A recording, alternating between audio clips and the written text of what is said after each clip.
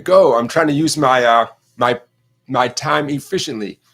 It might seem like a nice, pretty way to introduce the show. It also is something I'm hoping to play great an hour from now. So, two birds, one stone. Hey, everybody. Welcome to the SongBike Guitar Q&A live stream number 73. Here we are, November 16th, 2024. My name is Jonathan. Nice to meet you. I see some regular names in the chat already. Hey, if you're new to this live stream, welcome. Thanks for being here. Thanks for checking out what we do. I'm here for your guitar-related questions. If you like the sound of what I was just doing, stick around. I can explain everything. When you have a question for me, and I hope you have lots, put it in the chat with a few question marks in advance. That's how I know you're asking me a question. In between your questions, you know the routine. I have plenty to share with you, including we have a poll question. The poll is up and running. The poll question is, what kind of goals, guitar goals, work best for you? What do you focus on? Specific songs and riffs?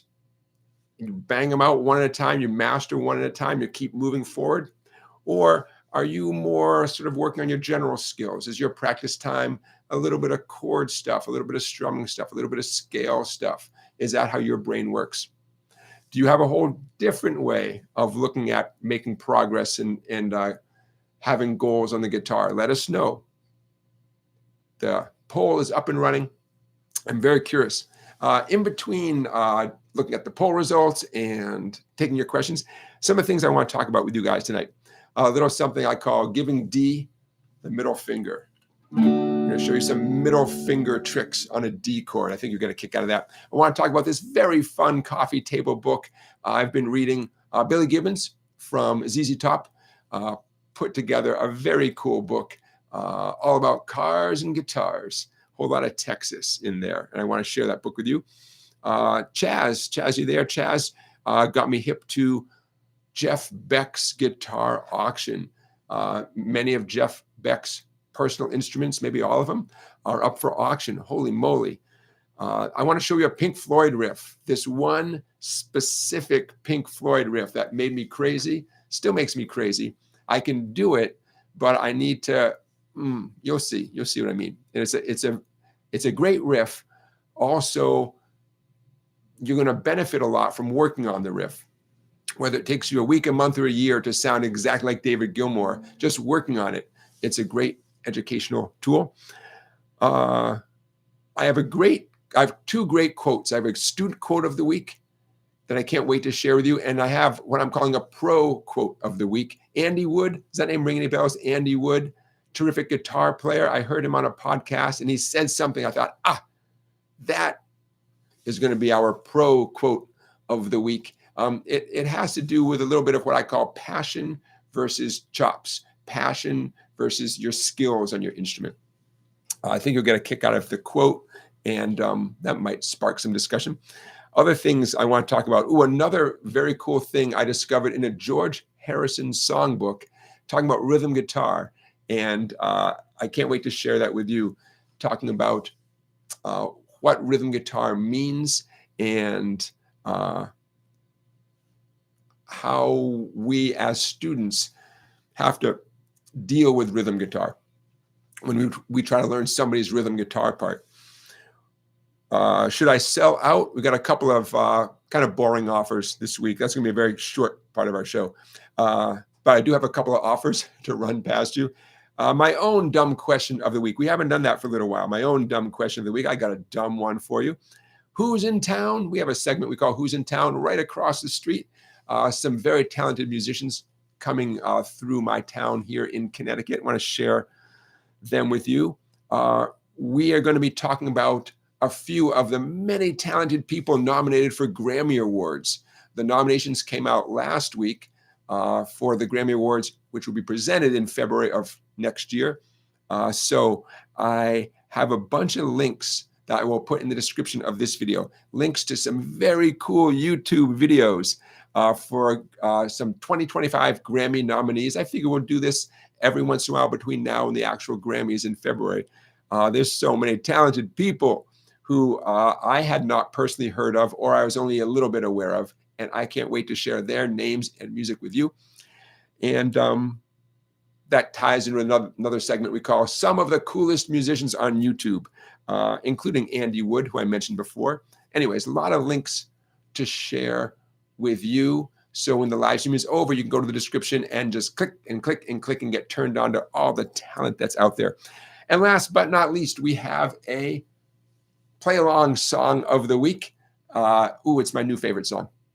So I can't wait to share that with you. We usually do that about 1 hour into the show. A lot going on. And I see a question right away. Bruce, hello, Bruce. Bruce has a question. There we go. Okay. There you go. Bruce says, Jonathan, can you talk about your approach to songwriting? Do you start with chords, melody, lyrics, etc.?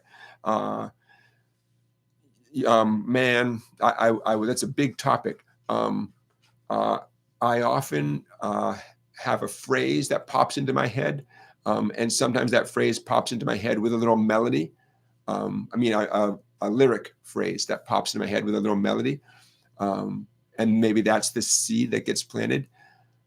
Sometimes I have a guitar riff and I think, oh man, that's a cool riff. That could be something. And I repeat the riff over. I might even record myself doing the riff over and over again and just sing on top of it and see what happens. Sometimes I'll learn a new chord, not even joking, a chord or a sequence. And I'll say, I'm going to steal that. And it's generic enough that I can get away with it. Like that's, no one's going to say, oh man, that's just such and such. That's a judgment call I make, like, yeah, no, I can steal that. No one will even know I stole it. And then I'll steal the chord sequence or whatever the sequence happens to be. And then I'll sing on top of it, trying to make sure that whatever my new melody is not a melody that reflects the original song too much. In terms of lyrics, you guys have heard me say this before. It can be tricky to have a whole song written and then plug in lyrics. At least I find that very tricky because you've painted yourself into a very specific corner. And I really, really admire people like, the history of American lyricists, for example, who can take an existing song that just needs poetic, poignant, clever, wonderful lyrics, and they drop them in and they make it look like it was meant to be that way, right? I admire that so much. So because I find that incredibly frustrating, I like to do a lot of writing and then, and come up with some coherent ideas, some things that are meaningful to me, that rhyme, that work on paper, and then go and find a melody, make up a melody that I can apply the lyrics to. To me, that's when I've done that in a way that makes me happy, I find that such a relief. Oh, it's so much better than the opposite, but that's just me. Not everyone stresses about lyrics so much.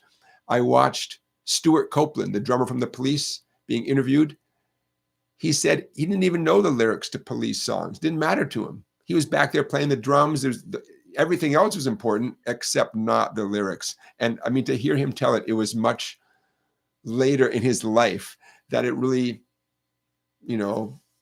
came to, that he started looking back and listening and seeing what the actual lyrics of the songs were. Just was not a priority to him, which, you know what, man, you can't argue with success,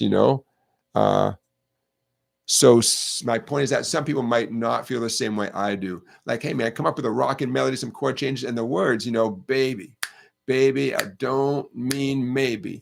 And you're perfectly satisfied with that. And there's plenty of songs. Oh, what I like about you, you hold me tight. I mean, you can't argue with success, walking on sunshine. Oh, don't it feel good? Hey, who am I to say that that's not art,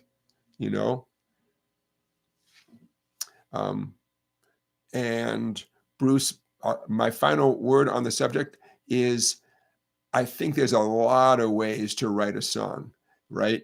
I bet we could all agree on that. And not only do different people do it differently, but the same person, I wouldn't be surprised.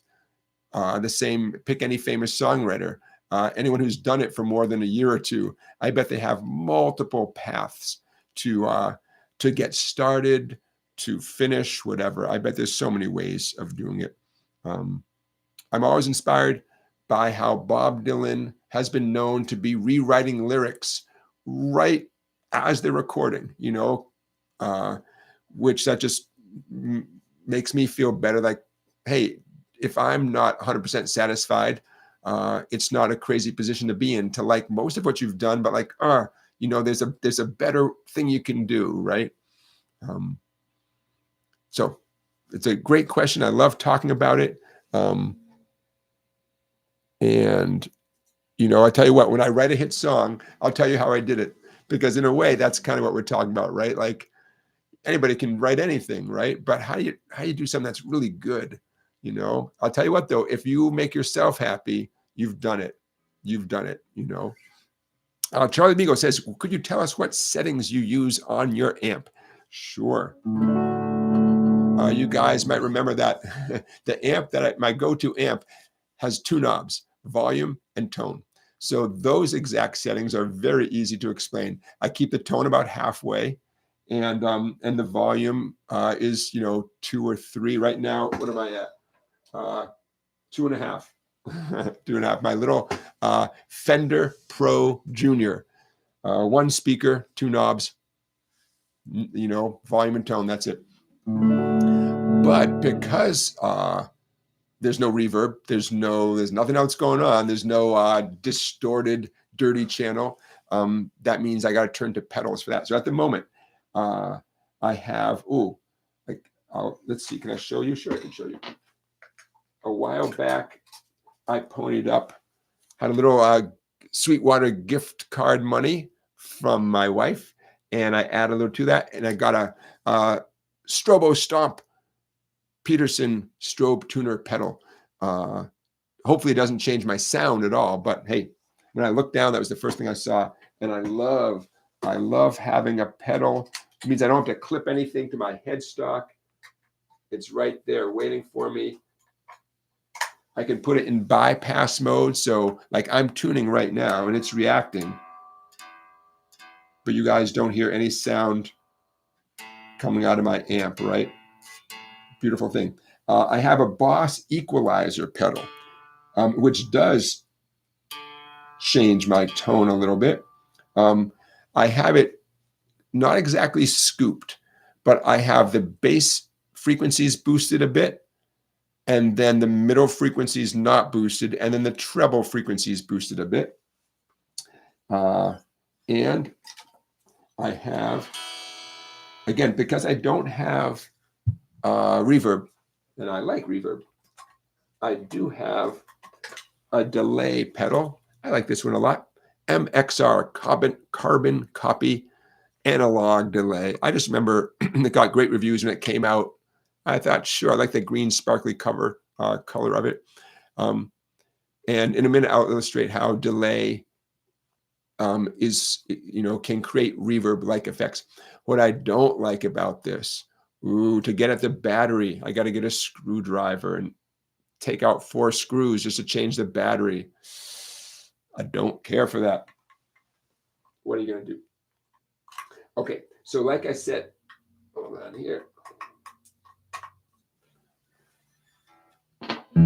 Because I don't have reverb, but I want a spacious sound, the delay, I have it sort of slapping back just a little bit.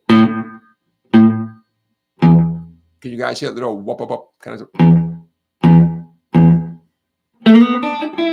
Ooh, better would be if I turn it off. Okay. No delay whatsoever. And here's a little bit of delay. I think it's a little bit subtle, but I hear it.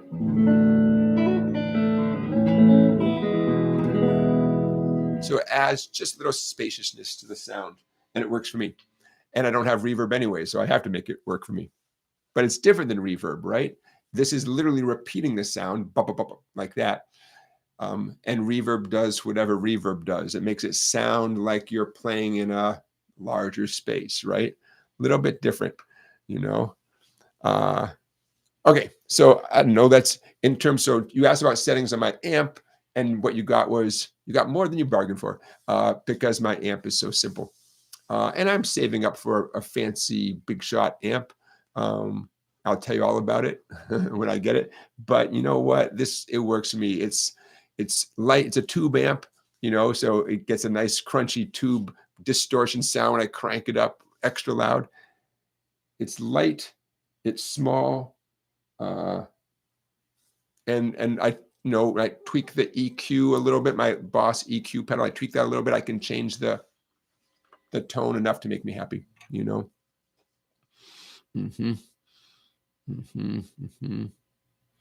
Yeah, Scott is mentioning how Randy Bachman of Bachman Turner Overdrive writes songs.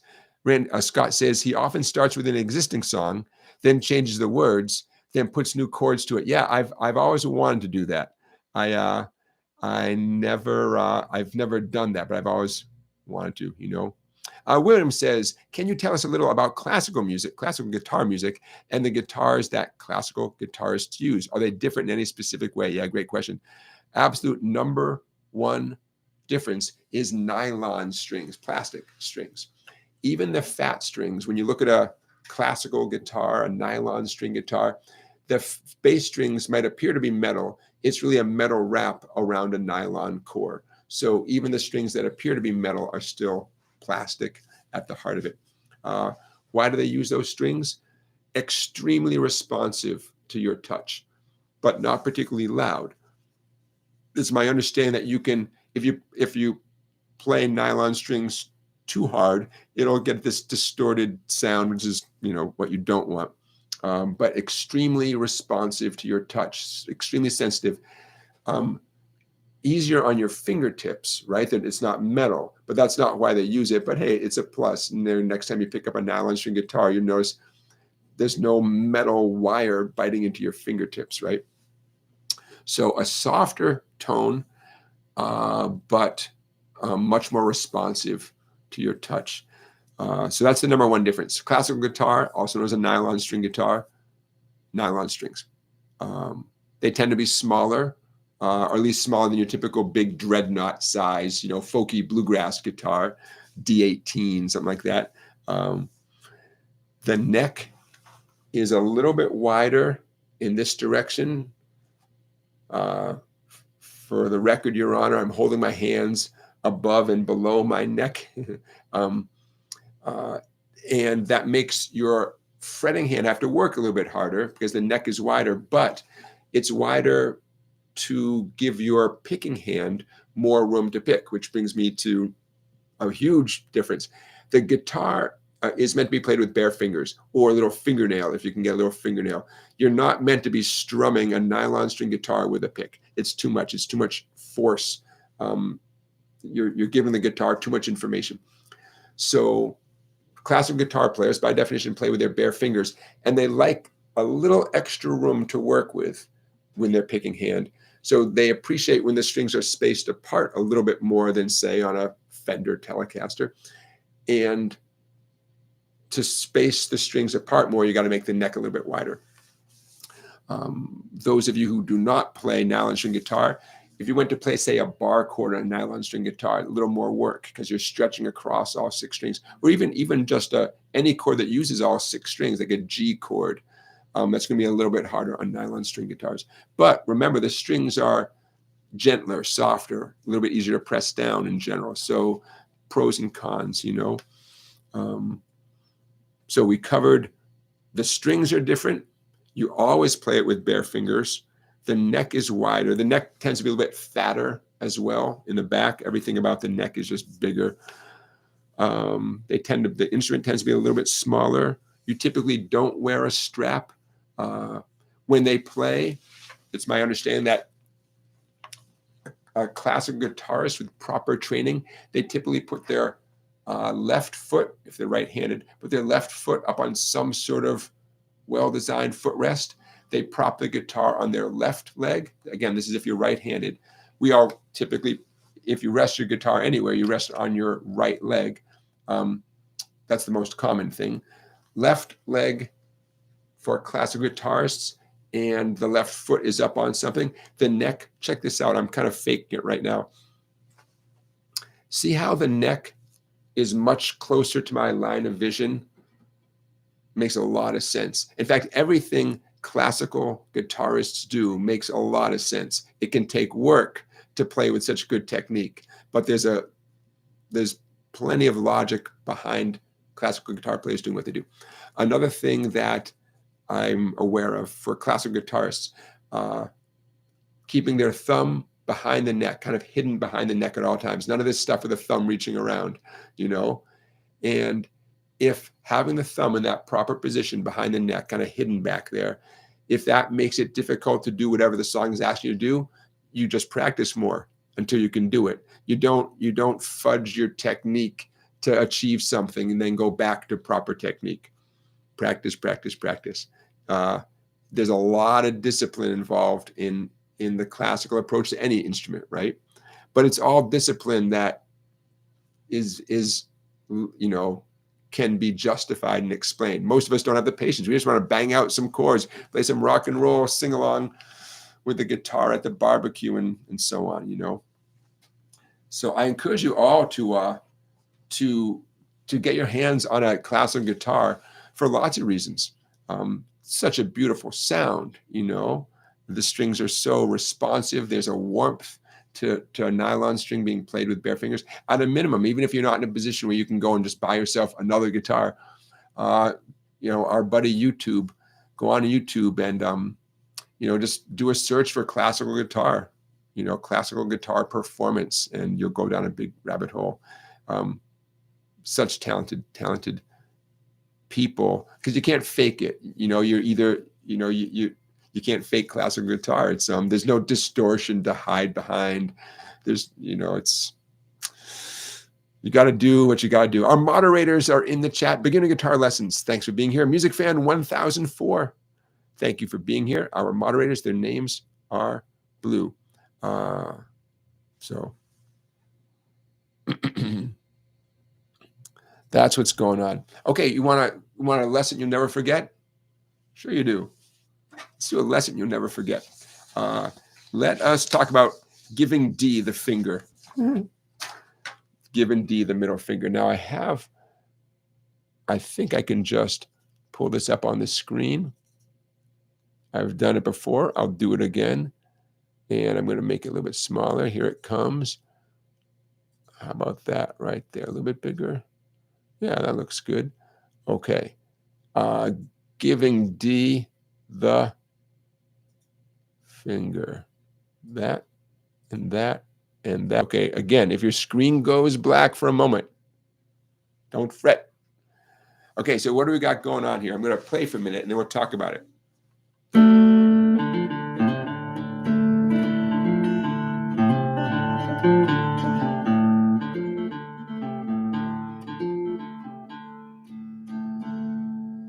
Okay, so grab a D major chord, 3 fingers, right? Now, middle finger. You're gonna have some fun with that middle finger. The middle finger is now available, and we're gonna take advantage of that. The notes we're gonna play here.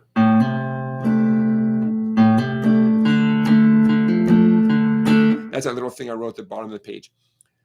Middle finger is available to access the 5th string. That's the A string, 3rd fret. That's the note C. And the 4th string, 3rd fret. That's the note F. And it happens that C and F add a nice minor bluesy melodic sound to a D chord.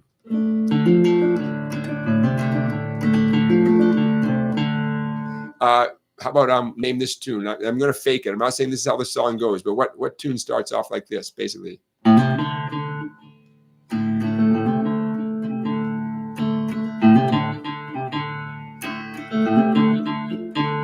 What song is that?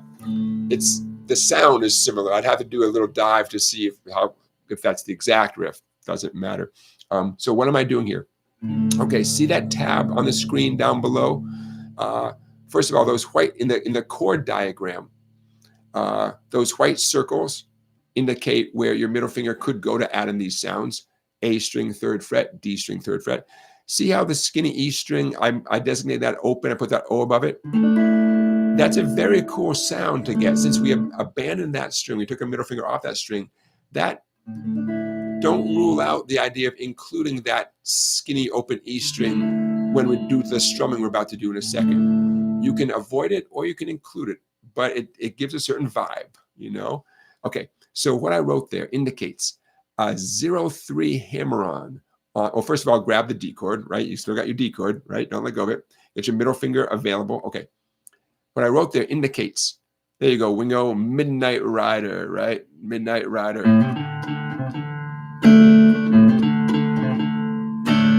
Yeah, Jamie, you know it. I'm not saying that's exactly how the song goes, but I knew if I did that, you know, it would jog your memory. Okay. That is not directly what we're about to do right here, although it's similar. Okay. Hammer on the 5th string, 0-3, specifically with your middle finger. Now, see that little slash mark? That's just my way of saying give the skinny strings a strum. So from the beginning, we have the open 4th string comes next, and another strum. A hammer on the open 4th string to the 3rd fret in the 4th string, strum, and the open 4th string by itself. So I'm going to stop talking so much and play what I wrote.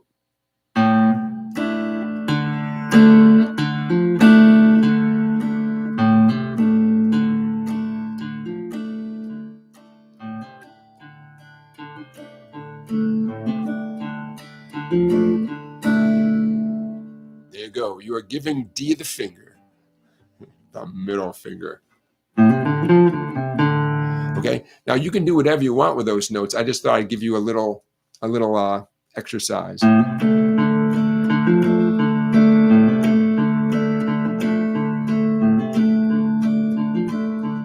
You know, add that to your bag of tricks. Now, for extra credit, I'm tuning my fat low E string down to D. I'm using my cute little pedal tuner to do that. Okay, so now that my 6th string is tuned down to D, I can do that hammer on that string. Oh, that's powerful.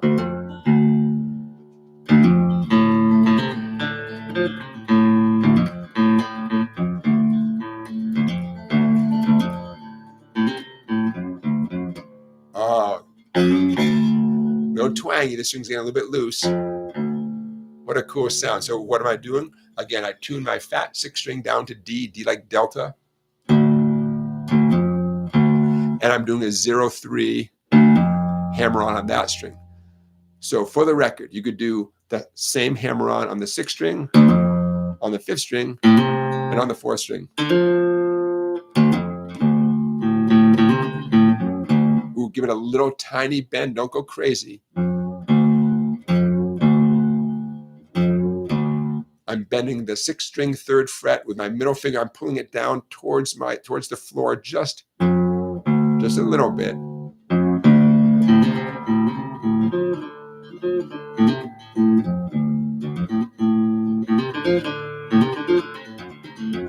So fun, okay? The fun never stops. So again, what I like about this tuner is I can put it in bypass mode. I can tune it up so the sound is not coming through the amp. I love it.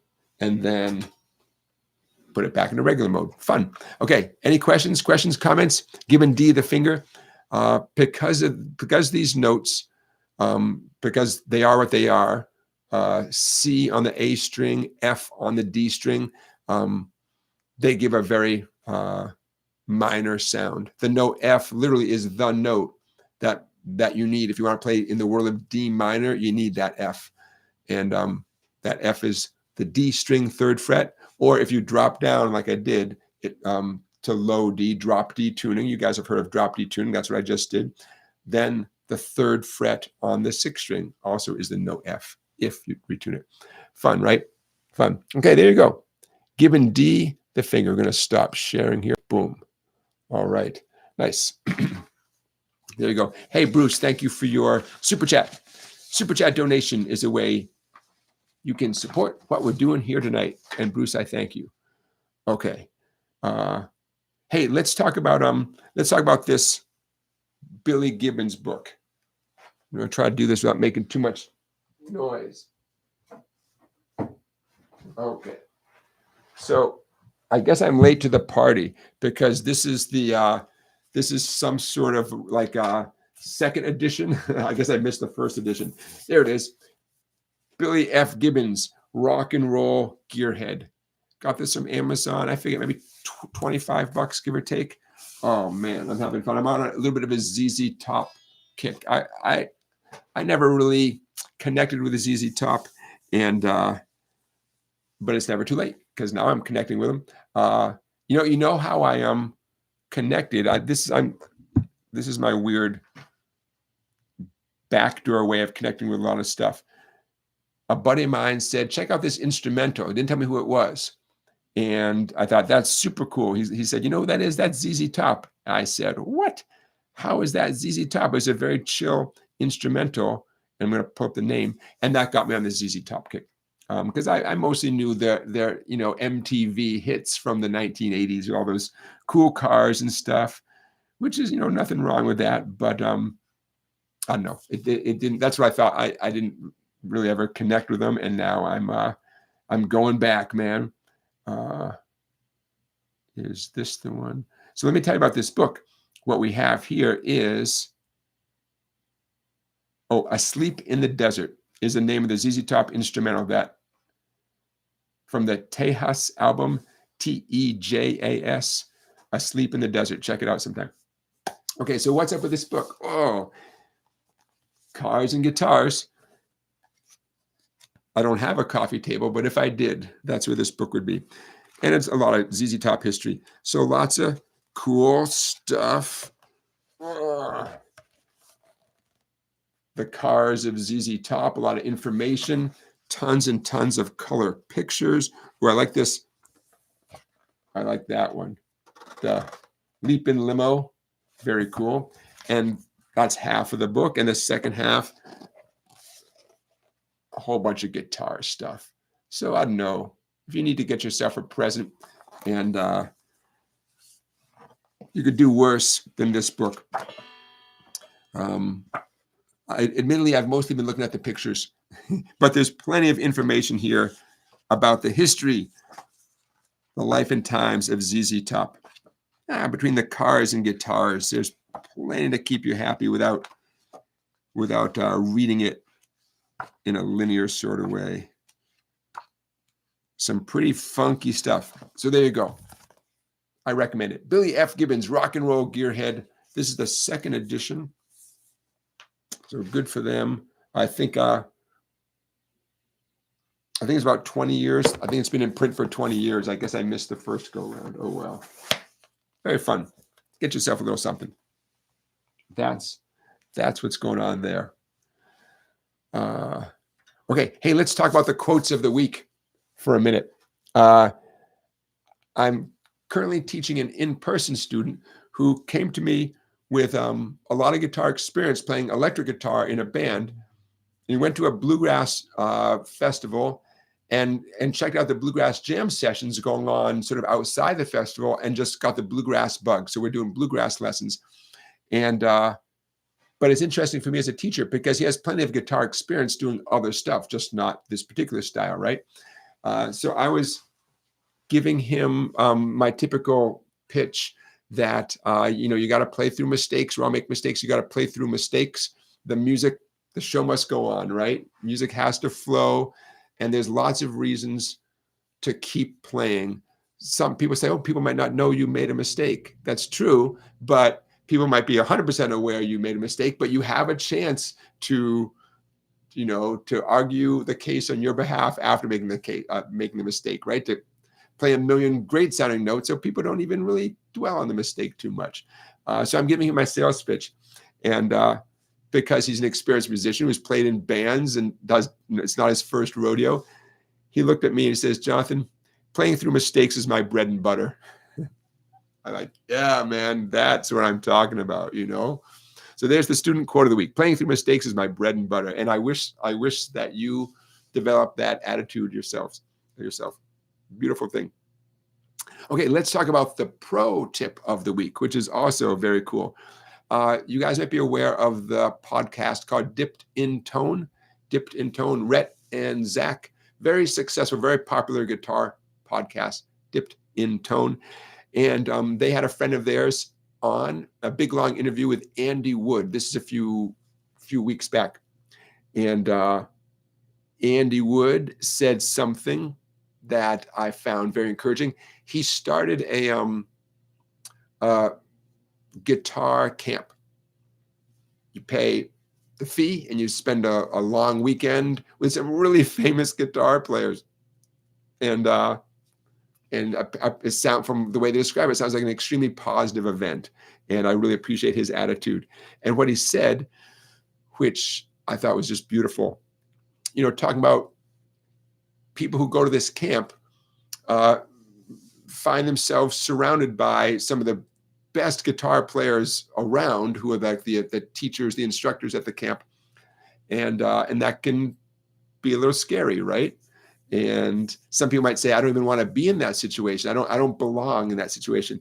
So Andy Wood said, I want to get it right. He wanted to show how welcoming the environment was. He said, it's not like you have to get to a certain level of technical prowess before you're allowed to love the guitar. I thought, yeah, man.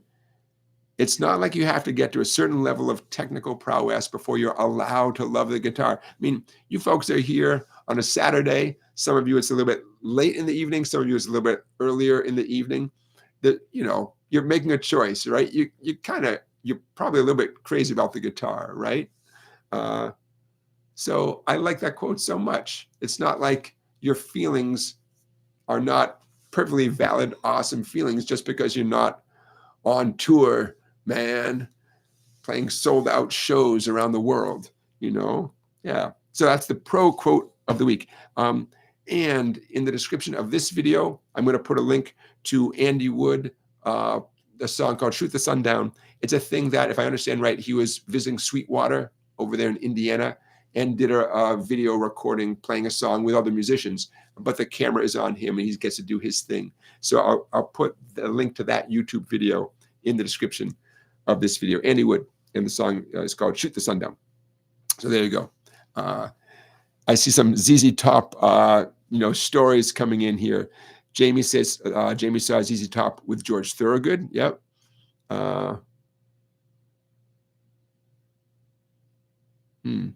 Willie says ZZ Top, they played in Hawaii and no one heard about them. And when they stopped, the crowd went wild. You mean like they were playing there before they were well known? Yeah. Yep. If that's what you mean, I can see that happening, you know. I've been to shows where the opening act is way better than I thought they were going to be, you know. I can almost remember the name. This is a long time ago now, more than 20 years ago. It'll come to me when I stop thinking about it. Johnny's Society. I went to see this one dude. Anyone remember Chris Whitley? Chris Whitley had a couple of songs that he started making a name for himself. I don't know. I'm sorry. I don't know where Chris Whitley is right now. Went to see Chris Whitley in concert. And there was an opener called Johnny's Society. Pretty sure that was the name. And they were really good. There you go. Here's my story.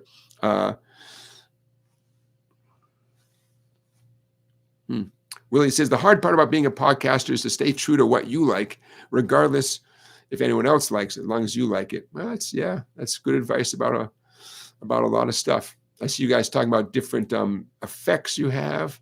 Excellent, excellent. Different ways you tune in your sound, right? It's fun, right? Okay. How about, so just to finish up that quote from Andy Wood, it made me realize that there's a balance between the passion you put into what you're playing and these objective, measurable skills that your hands have. And we all have to find that balance for ourselves. There's a lot of famous and successful songwriters who are not astounding guitar players. They're good enough, and they write great songs. But it's their guitar playing is pretty straightforward. I can do it. You can do it. It's pretty straightforward. So, the balance tips, towards the passion, the art, what they're putting out there in the world. Their playing is good enough. Their chops are good enough. And then there's guitar players out there who, I don't know if I could name one of their songs, but I'm well aware that they are awesome, amazing guitar players, guys who do this instrumental stuff. They've done it for years, and they play amazing stuff all over the guitar. And their names are synonymous with guitar chops.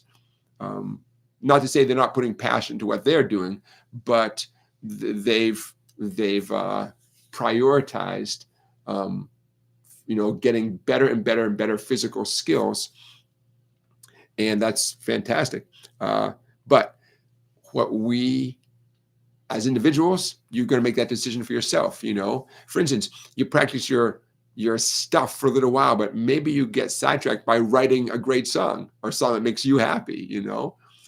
Maybe you get so caught up practicing a certain physical exercise, like a certain scale, arpeggio, something like that, and that becomes your thing. And minute after minute, you're getting better and better and better and better at doing that physical exercise, that musical physical exercise. So passion versus chops. We're all going to find that balance for ourselves. And again, I want to make it clear that just because someone works on their chops a lot and they do tons of physical practicing, doesn't mean that their heart is not in it. Doesn't mean that they're not pouring passion into it. But what the listener is going to immediately react to, I imagine, is how incredibly fast they can play, or the crazy sounds that they're getting out of their instrument with both hands going up and down the neck, right? That's what the listener is going to immediately respond to at the surface level, right? Just like when AC/DC plays, right? E to D to A. That's all they have to do, and the crowd's going to go wild, right? I can do that. You can do that, right? It's a powerful thing, but that's not guitar chops, not that one little thing right there, right? So we're all going to find our little balance there. But like you said, it's not like you have to get to a certain technical level before you're allowed to love your instrument. So that's something to think about. Okay. Do I have a dumb question for you? Of course I have a dumb question for you. I ask a dumb question now and then, so you don't have to. Dumb question of the week. You ready? Are capos only for beginners? What do you think? If you're a really great guitar player, shouldn't you be able to do everything without a capo? Kinda, I bet there's guitar players out there who never use a capo. They just don't need one. So don't we all want to be that guitar player who doesn't even need a capo, right? Are capos only for beginners? Well. Don't tell Albert Collins, blues great Albert Collins, don't tell him capos are only for beginners. What about if you want to play Hotel California and sound exactly like the Eagles? Well, as soon as you hear those first chords of Hotel California, those are accomplished with a capo at the 7th fret. So don't tell the Eagles that capos are only for beginners. Yeah, but can't you do it without a capo if you're a really good guitar player? It's a dumb question, right? So many songs are written with a capo. Here Comes the Sun by the Beatles. You can't play that song without a capo. Why would you want to? That'd be weird.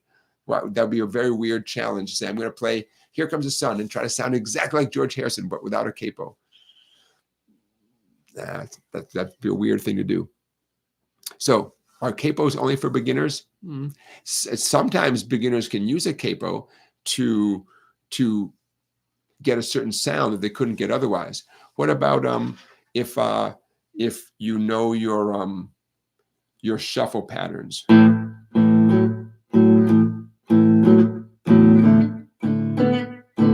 You've got your A shuffle, your D shuffle, you've got your E shuffle. And you can do those and you're happy, life is good. And someone says, let's do a blues in B flat. Now you have two options.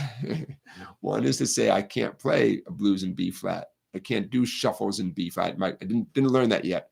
Or put a capo at the first fret and do exactly what you just did a minute ago. Then you're playing, the A shuffle is now a B flat shuffle and so on. But your fingers don't know that. Your fingers are happy. Life is good, So capos are great for beginners because they open up some doors that might not otherwise be there, Charlie says, some songs are just hard work without a capo. Yeah. Hey, Willie says, my new song is dropping soon. Thanks for your advice on the theory aspect. It helped me a ton. Awesome. Okay, really well. Make sure you let us know. Oh, the Discord. We got a Discord going, right? 100%. Scout's honor. The last time I did the Discord invite link, I clicked the little box that says this link will never expire. Well, apparently it expired. So I did a new Discord link. And again, I clicked the box that says this link will never expire. That new Discord link, I'm pretty sure, is in the description of this video already. So really, the Discord page, the SongBike Discord page, could be a very cool place for you to let everyone know how they can listen to your song when it does drop. And of course, you're welcome to put it in our live stream chat whenever the time is appropriate. So, all right, time to wet my whistle. We got time for maybe one more thing before we get into the play along song of the week. We're still not sponsored by Lyman Orchards. Lyman Orchards premium apple cider pasteurized. Oops, shake well. They make you work for it. Lyman Orchards, right here in Connecticut. Well, the orchards are in Connecticut, but this particular juice is pressed and bottled by New England Apple Products, Leominster, Massachusetts. You guys know I like a little cider. Hey, Zoologia Zombie, thank you for being here. Zoologia says, been missing the last few live streams, but I always watch them the next day. Thank you for everything, Jonathan. You are very welcome. We missed you too. All the way from Poland. Thank you, Zoologia Zombie, for being here. And you made a super chat donation. And again, you guys, I really appreciate that. Your super chat donations pay for black markers. They pay for printer ink, and they pay for paper. So I appreciate your super chat donations. Don't forget, there's lots of ways for you to support what we do. You guys know I have a whole bunch of books, including this one. If you head over to www.song-bike.com, you'll see all the different books I've written. And most of them are electronic books that get delivered to you instantly as soon as you make the purchase. They get emailed to the email address you provide. And every book has a video that shows you what's going on in the book. So I totally appreciate your generous donations, but there's no reason why you can't get yourself something and still support what we're doing. So that's one way to do it. Candy says, I would aspire to not use a capo. I love knowing the notes and the keys of songs. Yeah. I mean, that's a pretty healthy attitude to use a capo when that's how you do the song. I mentioned Hotel California being capoed up at the 7th fret. Yeah, but the example I gave, someone wants to do a blues in B flat, and you have not done that key before. Well, then yeah, I mean, in the perfect world, you'd learn how to do a blues in B flat with no capo. Yeah, yep.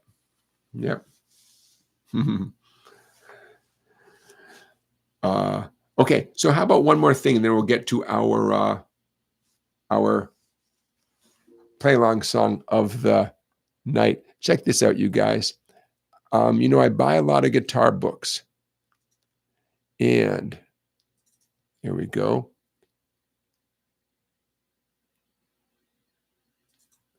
Okay, and sometimes I don't read them, or it takes me a little while to get around to reading them. So bear with me here. Okay, we're going to try sharing this. Okay, and I'm going to make this a little bit smaller. How about if I go, can you guys see this on the screen? Okay, rhythm guitar styles. I make this a little bit bigger so you can read that. Okay, so what are we looking at here? All right, let me get my show and tell. I love this so much. Okay, so here's an example of a book that I got at some point. It's the what do they call this? A folio. It's the book that goes with George Harrison's album All Things Must Pass. And this actually, I mean, that album was 1970, you know. So you know how I'm kind of obsessed about whatever the first rock and roll guitar book, you know, was. Well, you know, this goes back to 1970. It doesn't have like an actual publication on this exact book, but presumably it was, you know, very soon after the album came out. Okay, so why am I making a big deal about this? Okay, see that quote?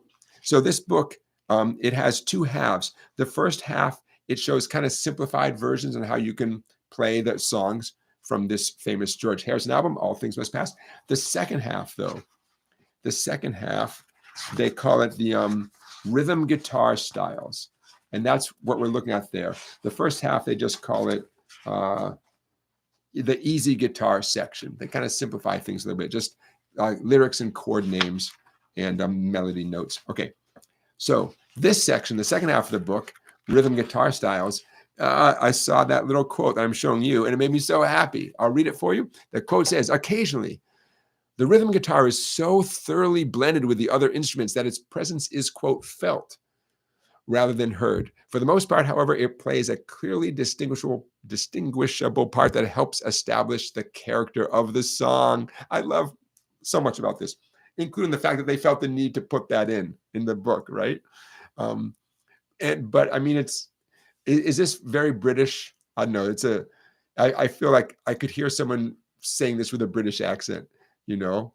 Now, did George Harrison himself write that? What do I know? I don't know. But I like how they felt the need to include that. And this is specific because I'm a teacher, because people will say, how does this song go? Like, I know the chords, how does the song go? And you guys know, it's very important to me to come up with a strum pattern for the song. Right? Remember this oldie but goodie? Jonathan's Strum Pattern Bible, right?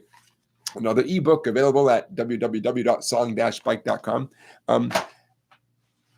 As a teacher, I'm in a unique position because I'm like an ambassador between two countries, the country of the actual song and the country of the student. And I've got to get those two countries speaking to each other, so to speak. I've got to do some translating. So I say, okay, here's the basic strum pattern. Here's what you know, in a nutshell, this is what the person's doing. But sometimes I have to say, well, that's not the only thing. That the rhythm guitar player is not robotically doing the same rhythm over and over again in many cases.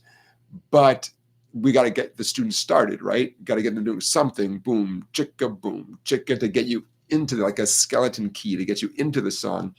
And then we can always fine tune that. So sometimes it can be hard to hear exactly what the rhythm guitar is doing. Sometimes it's not. Sometimes it's very obvious, but sometimes it's not. And that's why this quote turns me on. Sometimes you feel, you know, there's a rhythm guitar in there, but it's hard to pin down exactly what it's doing. It's felt more than it's heard, even though for the most part, it is clearly distinguishable and it helps establish the character of the song. Yeah, man, that's rhythm guitar. In a you know, I was going to say in a nutshell, but no, it's a pretty big nutshell. That's a long 2 sentences. So anyways, I like how they felt the need to put that in. Hey, like you buy the book and you really expect it to teach you everything. And this is showing you like it actually does a really good job of showing what the strumming is. But it's hard to convey every nuance of a rhythm guitar pattern, or it can be hard to do that, especially because the person might be taking a casual approach and the second verse is not the exact same as the first verse, not exactly. So anyways, there's a quote that I thought you guys might get a kick out of. Sometimes with rhythm guitar, you have to find an average. You have to find one thing that works to get you through the song, and just accept that you might never know exactly what's going on at every moment in the song, because maybe it's buried in the mix, or maybe the guitar player does so many subtle, tiny variations that you'd make yourself crazy if you tried to imitate every possible variation. Okay, let's share there. Hey, Conan, thank you for being here. Zulosia, you asked a good question, and you didn't know it, but you're leading us perfectly into our play along song of the week. Zulosia Zombie says, Jonathan, are you still getting the streams demonetized?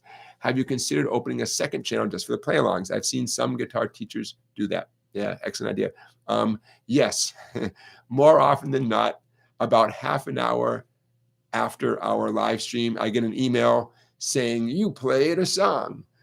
Therefore, you will be sharing the, what do they call it? The money, the revenue. You'll be sharing the revenue with the following, corporate owners of the song. And sometimes it's hilarious because there's a list of like 19, I'm exaggerating, but the list of, who owns a song it goes on and on and on, often. So it's not a penalty. I don't get in trouble, but it's not ideal, right? Not that the live streams generate. This is not how I pay my mortgage, but I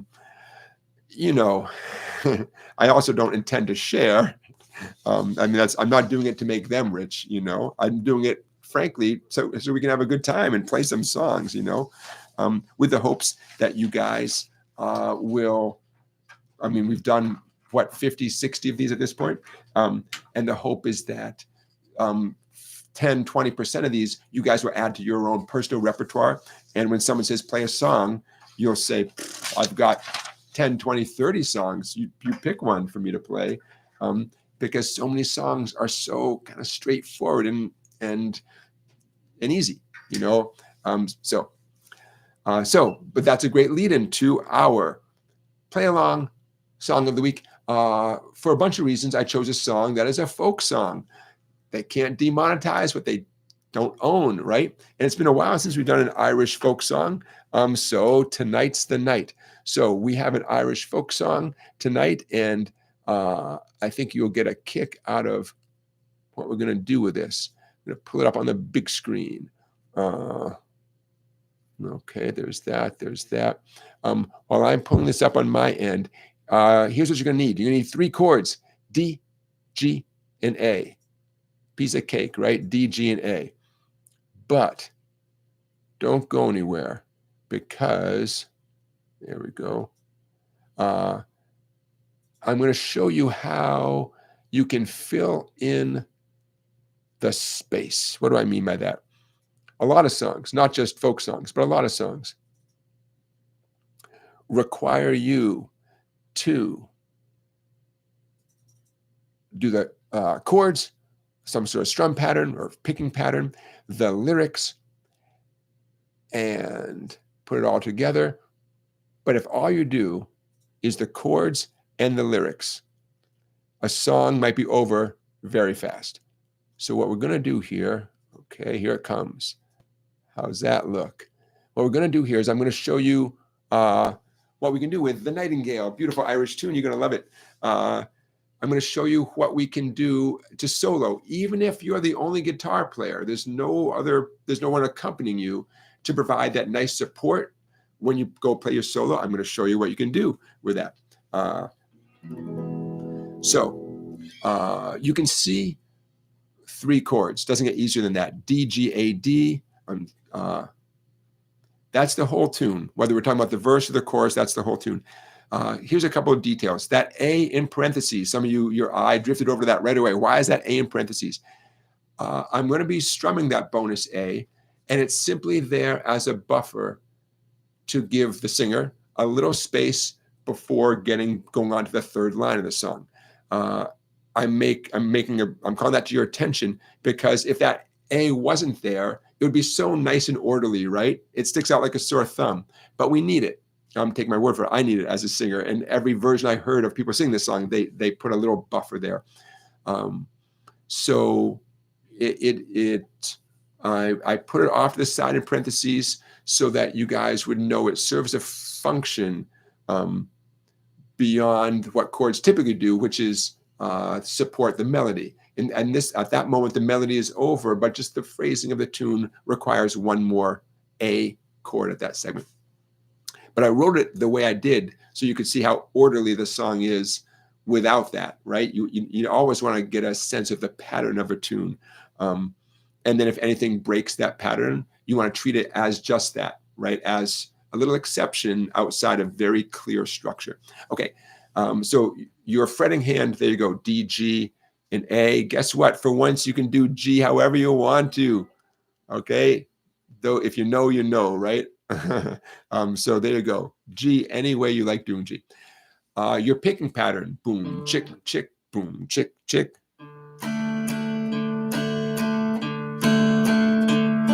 It's waltz time, 3/4 time, boom, chick, chick, 1, 2, 3. In general, when I strum it for you guys in a minute, the boom, I'm going to play a single bass string, and the chick, chick is going to be multiple treble strings.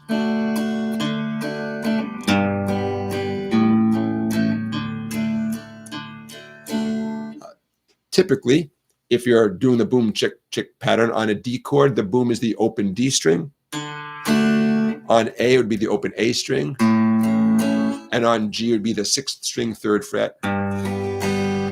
In general, I'm going to do that, but in the heat of the moment, who knows what I'll do. But that's a good goal, especially if you're not singing, then you can focus on subtleties like that, right? Just so you know, the alternative would be just 3 strums. It just sounds so good to articulate a bass note first, right? Okay, vamp on D. Why did I write that?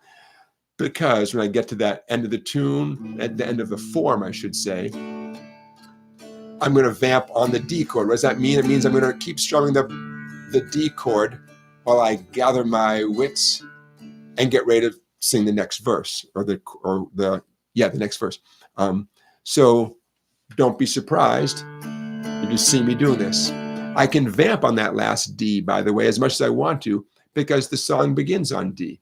So as a solo player, I decide when I'm ready to sing the next verse, right? I can just keep vamping on that D. That's when you tell people to tip the waitress and you thank everyone for coming out, whatever you want to do, right? Okay. Sometimes during the A chords, instead of going boom, chick, chick on the A chord, I'm going to do a little bass note walk up on the 5th string, 0, 2, 4.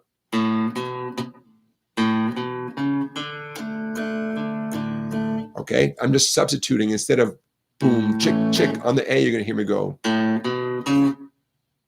0, 2, 4 on the A string, because that leads nicely to the D chord.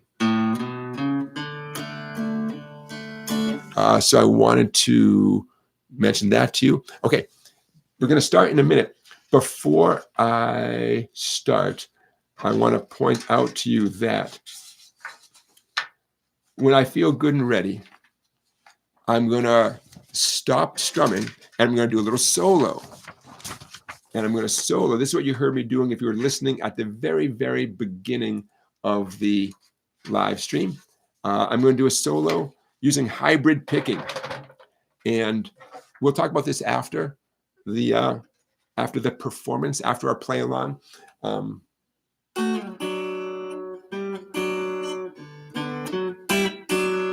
using my pick and my middle finger. I'm staying on the 2nd and 4th strings, the B and D strings. And again, we'll talk about this after the play along. But I wanted to give you a heads up. My sales pitch is that you can and should include some kind of instrumental thing during a performance. You don't want to be that person who just strums the chords and sings and the whole song is over. I mean, unless it's the wreck of the Edmund Fitzgerald, the whole song is over in about 2 minutes. I've been that guy, and it gets old really fast. You play 20 songs in 30 minutes, and it's kind of exhausting for everybody.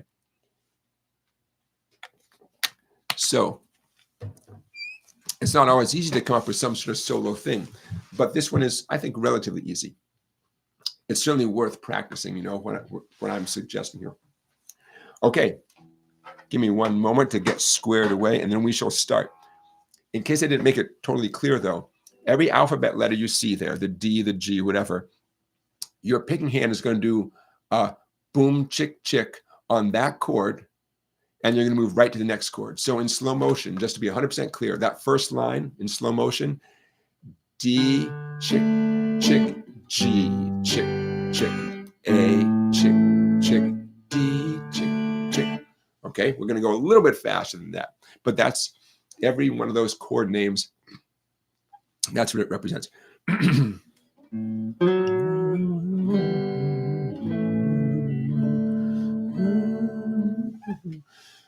reminding myself to take it slowly so that when I get to the solo, I haven't created an impending disaster. Ooh, I know. How about if this is a classic thing. I'm going to take my little solo that I wrote out. I'm going to play the end of the solo as the introduction to what we're about to do. What could go wrong? What could go wrong? The Nightingale. I'll see you on the other side. 1, 2, 3.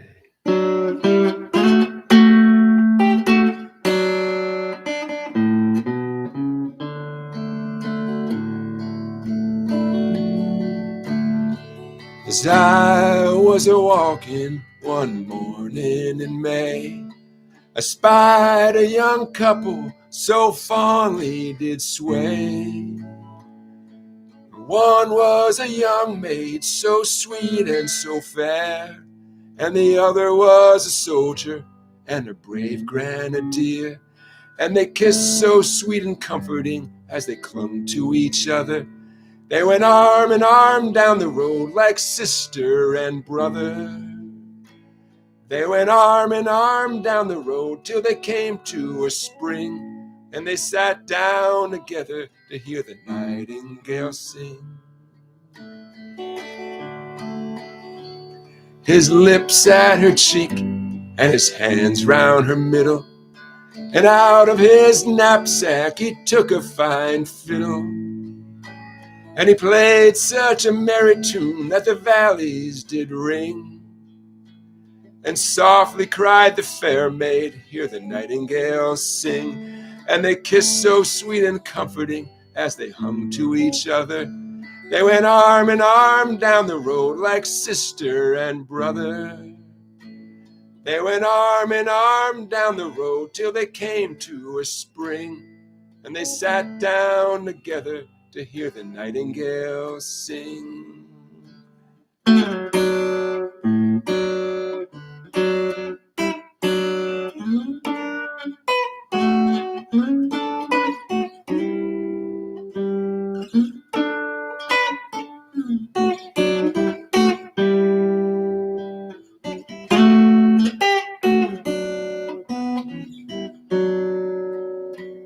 He said, I'm off to India for 7 long years, drinking wines and strong whiskeys instead of pale beers.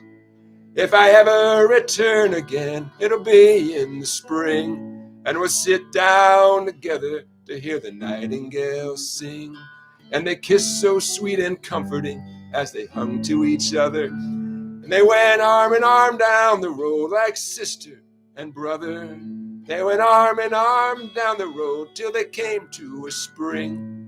And they sat down together to hear the nightingale sing. Well, the soldier grew bolder, and I crept away, humming his tune as I made my way. Once I loved badly and once I loved well. Now I just listen to the nightingale. And they kissed so sweet and comforting as they clung to each other. They went arm in arm down the road like sister and brother. They went arm in arm down the road till they came to a spring. And they sat down together to hear the nightingale sing.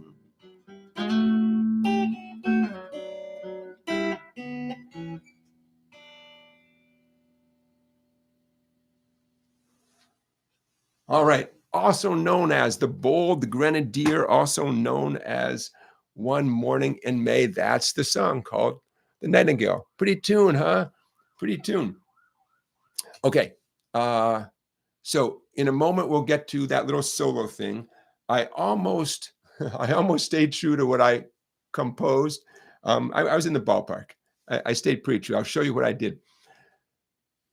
Because I'm playing electric guitar, I realized I was being a little bit quiet with the whole, because I didn't want to be louder than the vocal. But you might have not heard the boom chick chick as loud as you would have liked. Okay, stand by. Here comes the boom, the solo part. And to me, this is as interesting as the strum pattern. Okay, here it comes. That. Again, if your screen goes black, never fear. There we go. Okay. Everybody see that okay? There's a couple of tips. Hey, take a screenshot. Never too late to take a screenshot. Take a screenshot of that if you have the means to do that.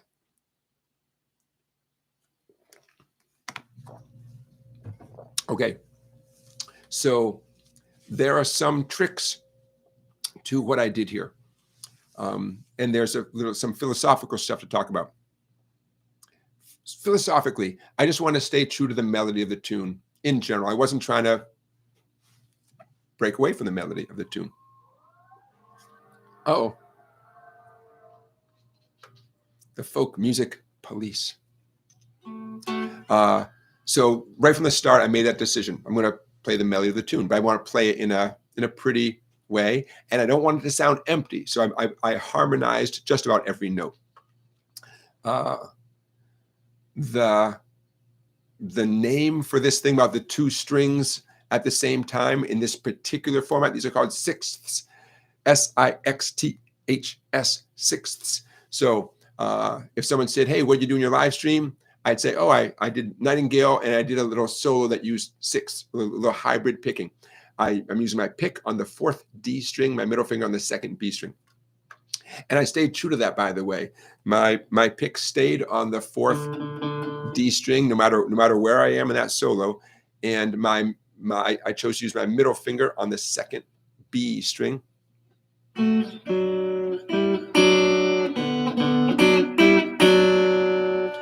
You got to be careful when you do hybrid picking that your pick is not too loud and your finger is not too soft. You got to find a little balance in there, especially because in this case, the note on the B string is the melody note. That's the one we want to be louder, you know. By the way, if you're playing with bare fingers anyways, you could definitely do this with, say, your thumb on the D string, the 4th string, and maybe your index or middle on the 2nd skinny string. But I would encourage you to, if you've never done hybrid picking, or you have, but you're not super confident, this is a great time to do it. Okay, so that's plan number 1, pick and finger. Plan number 2, my middle finger, my 2nd finger, was on the 4th string the whole time. Any note you see in the 4th string, that was my middle finger going up and down.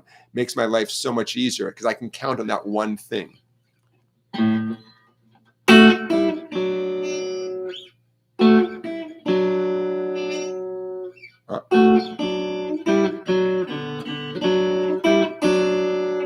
Knowing that my middle finger is going to be there for me, that's the trick for your fretting hand. Sometimes the middle finger is joined by the ring finger, like 7 and 7. Sometimes it's joined by the index finger, like 3 and 4. There's that brief moment where it's 0 and 0. I get to let go of the guitar. Now, what might freak you out is the second line. By the way, the second line and third lines are the exact same, if you didn't notice that. Okay, 10 and 12, no big deal. Middle finger, again, 4th string 12. My index is reaching back a little bit to play 10 on the B string. I mean, it's not a huge stretch. I'm choosing to do that because I want to keep my middle finger on the string. Could I have done index and ring finger? Yeah, but it's so nice to have that middle finger in just about constant contact. So since I'm doing the 10 and 12 with my index and middle, the 12 on the B string, I'm looking at the second line now, my ring finger is right there for that 12 on the B string, okay? And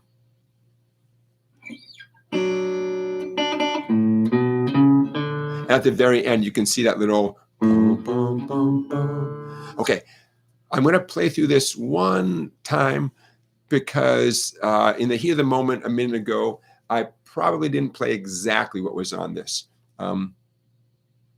So just so you can hear what my intention was, let's come out of the verse. Sat down together, hear the nightingale sing. Here it comes.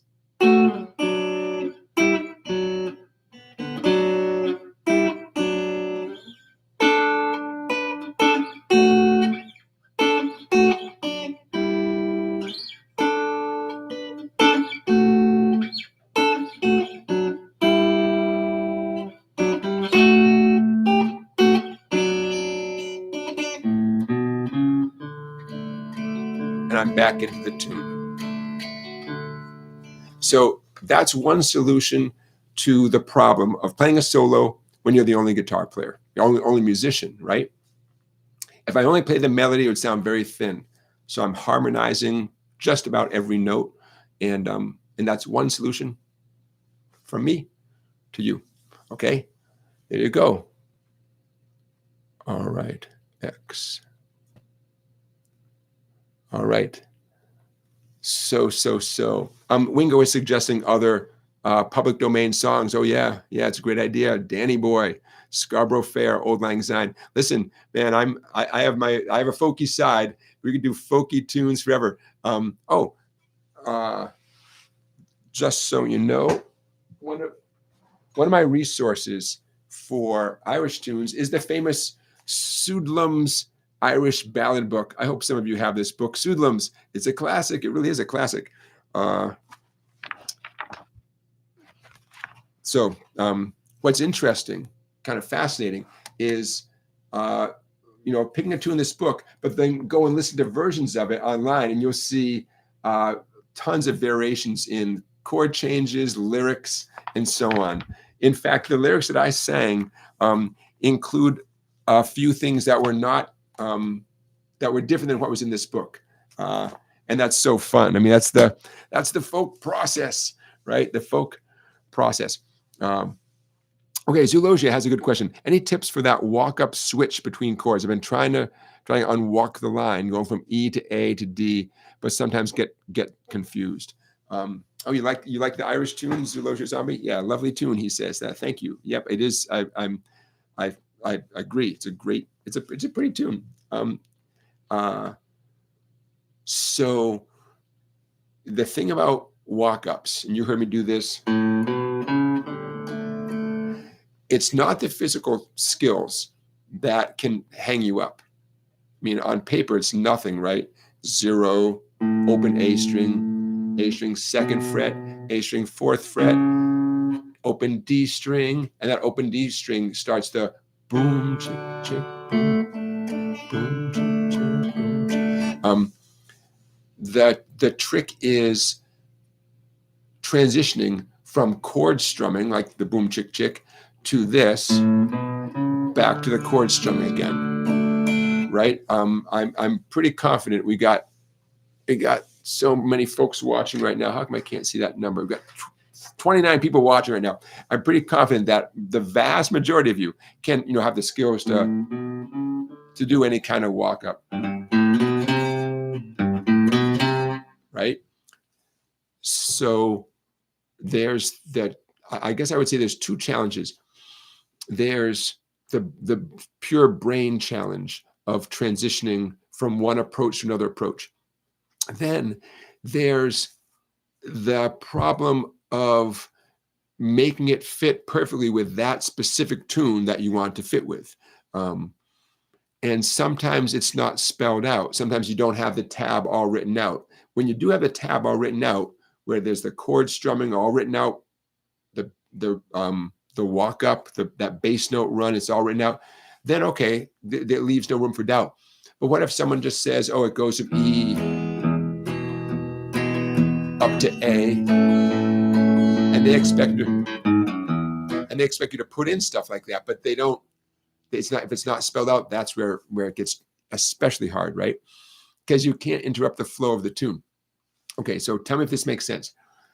Say you have lyrics and chords, but that's all you have. No strumming concepts, no walk-up concepts whatsoever. To insert that kind of Johnny Cash, you have to take out some of the chord strumming that would have been there, right? Because timing is everything. So if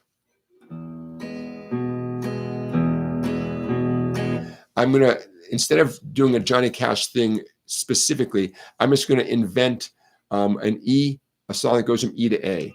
And I'm going to do the boom, chick sound. Here's my E. I'm going to do 4 boom chicks on E. And when I say boom, it means the 6th string. And then 4 on A, employing the 5th string. So let's say that is how this song goes. And that's great, but it would sound really good to put that in, right? Okay. So instead of doing 4 boom chicks per chord, I'm gonna do 3 boom chick, boom chick, boom chick. Okay, I'm gonna do, this is kind of arbitrary. I'm gonna do 3 boom chicks, and then that little bass note run, I'm gonna give it a rat-a-tat feeling. Boom chick, boom chick, boom chick.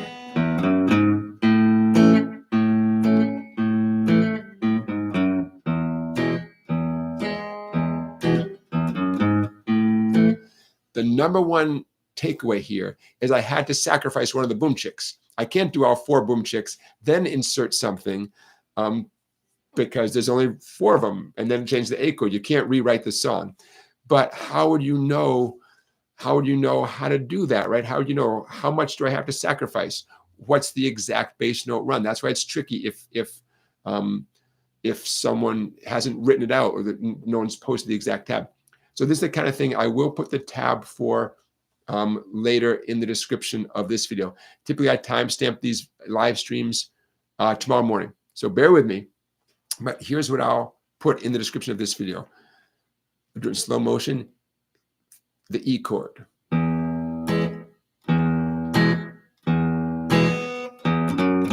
A chord.